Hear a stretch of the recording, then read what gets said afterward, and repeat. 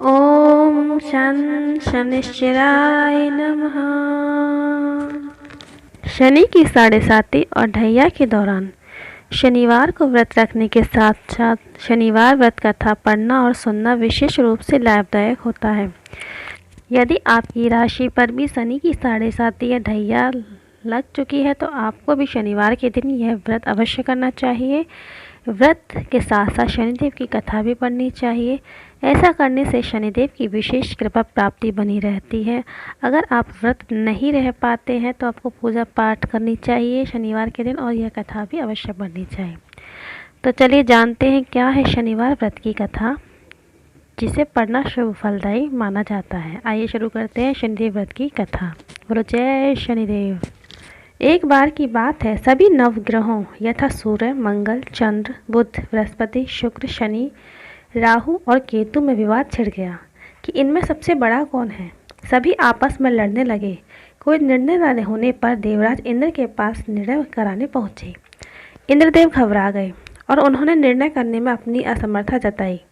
परंतु उन्होंने कहा कि इस समय पृथ्वी पर राजा विक्रमादित्य हैं, जो कि अति न्यायप्रिय हैं। वे ही इसका निर्णय कर सकते हैं। सभी ग्रह एक साथ राजा विक्रमादित्य के पास पहुँचे और अपना विवाद बताया, साथ ही निर्णय लेने के लिए कहा। राजा विक्रमादित्य इस समस्या से चिंतित थे, क्योंकि वे जानते थे जिस किसी को भी छोटा बताया वही क्रोधित हो उठेगा। तब राजा को एक उपाय सूझा। उन्होंने स्वर्ण, रजत, कांस्य, पीतल, सीसा, रांगा, जस्ता, अभ्रक और लौह से 9 सिंहासन बनवाए और उन्हें इसी क्रम से रख दिया। फिर उन सबसे निवेदन किया कि आप सभी अपने अपने सिंहासन पर स्थान ग्रहण करें। जो भी अंतिम सिंहासन पर बैठेगा वही सबसे छोटा होगा।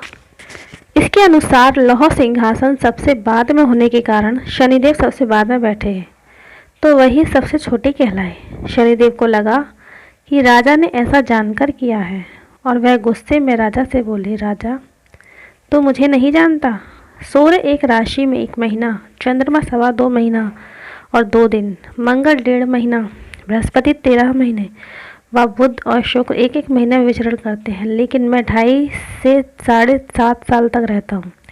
बड़े बड़ों का मैंने विनाश किया है। श्री राम की 7.5 आई तो उन्हें वनवास हो गया। रावण की आई, उनकी लंका को वानरों की सेना से हारना पड़ा। अब तुम सावधान रहना। ऐसा कहकर कुपित होते हुए शनिदेव वहाँ से चले गए। अन्य देवता खुशी खुशी चले गए। कुछ समय बाद राजा की 7.5 आई। तब शनिदेव घोड़ों के सौदागर बनकर वहाँ आए। उनके साथ कई बढ़िया घोड़े थे। राजा ने यह समाचार सुन अपने अश्वपाल को अच्छे घोड़े खरीदने की आज्ञा दी। उसने कई अच्छे घोड़े खरीदे एवं एक सर्वोत्तम घोड़े को राजा की सवारी हेतु दिया। राजा ज्यों ही उस पर बैठा, वह घोड़ा सरपट वन की ओर भागा। भीषण वन में पहुँच वह अंतर्ध्यान हो गया। अब राजा भूखा प्यासा भटकता रहा। तब एक ग्वाले ने उसे पानी पिलाया। राजा ने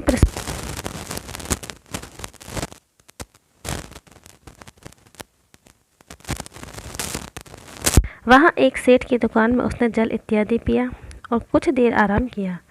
भाग्यवश उस सेठ की खूब बिक्री हुई। सेठ ने उससे खाना इत्यादि कराने खुश होकर अपने साथ घर ले गया। वहाँ उसने एक खूंटी पर हार देखा, जिससे खूंटी निकल रही थी। थोड़ी देर में पूरा हार गायब था। तब सेठ ने आने पर देखा कि हार गायब है। सेठ ने समझा कि बीका ने ही इसे चुराया है। उसने बीका को कोतवाल के पास पकड़वा दिया। फिर उस नगर के राजा ने भी बीका को चोर समझकर उसके हाथ पैर कटवा दिए और नगर के बाहर फेंकवा दिया। वहाँ से एक तेली निकल रहा था, जिसे दया आई और उसने बीका को अपनी गाड़ी पर बिठाया। वह अपनी जीप से बैलों को हाँकने लगा।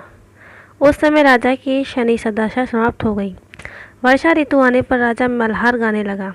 राजा जिस नगर में था वहाँ की राजकुमारी मनभावनी को उसका गाना इतना पसंद आया कि उसने मन ही मन प्रण कर लिया कि वह उस राग गाने वाले से ही विवाह करेगी। राजकुमारी ने दासी को राग गाने वाले को ढूंढने भेजा। दासी ने बताया कि वह एक चौरंगिया है, परंतु राजकुमारी ना मानी। अगले दिन से उठते ही वह अनशन पर बैठ गई कि विवाह करेगी तो उसी से ही करेगी। बहुत समझाने पर भी राजकुमारी नहीं मानी तो राजा ने उस तेली को बुला भेजा और विवाह की तैयारी करने को कहा। फिर उसका विवाह राजकुमारी से हो गया। तब एक दिन सोते हुए स्वप्न में शनिदेव ने राजा से कहा, राजन देखा, तुमने मुझे छोटा बताकर कितना दुख झेला है। तब राजा ने उनसे क्षमा मांगी और प्रार्थना करते हुए कहा कि शनिदेव, जैसा दुख मुझे दिया है किसी और को ना दे। शनिदेव मान गए और कहा कि जो मेरी कथा और व्रत कहेगा उसे मेरी दशा में कोई दुख नहीं होगा। जो भी व्यक्ति रोज मेरा ध्यान करेगा और चींटियों को आटा डालेगा उसकी सभी मनोकामनाएं पूर्ण होंगी। शनिदेव ने राजा को हाथ पैर वापस कर दिए।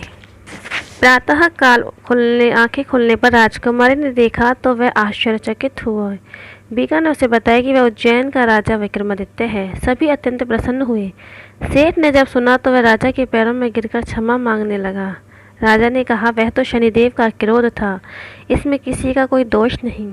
सेठ ने फिर भी निवेदन किया कि मुझे शांति तभी मिलेगी जब आप मेरे घर चलकर भोजन करेंगे। सेठ ने अपने घर नाना प्रकार के व्यंजनों से राजा का सत्कार किया।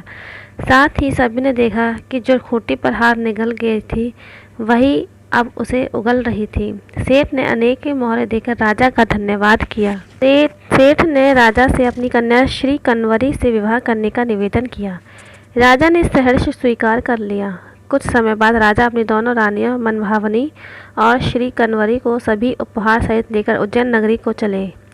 वहाँ राजा के राज्यवासियों ने सीमा पर खूब आदर सत्कार किया।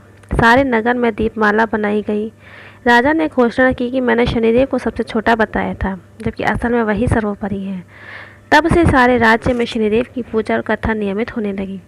सारी प्रजा खुशी और आनंद के साथ जीवन बिताने लगी। जो भी कोई शनिदेव की इस कथा को सुनता या पढ़ता है उसके सारे दुख दूर हो जाते हैं। व्रत के दिन इस कथा को अवश्य पढ़ना चाहिए। इस प्रकार शनिदेव की यह कथा यहीं समाप्त होती है। सभी सुनने वालों को शनिदेव की विशेष कृपा प्राप्ति हो, उनके जीवन में खुशियाँ बनी रहें। जय शनिदेव।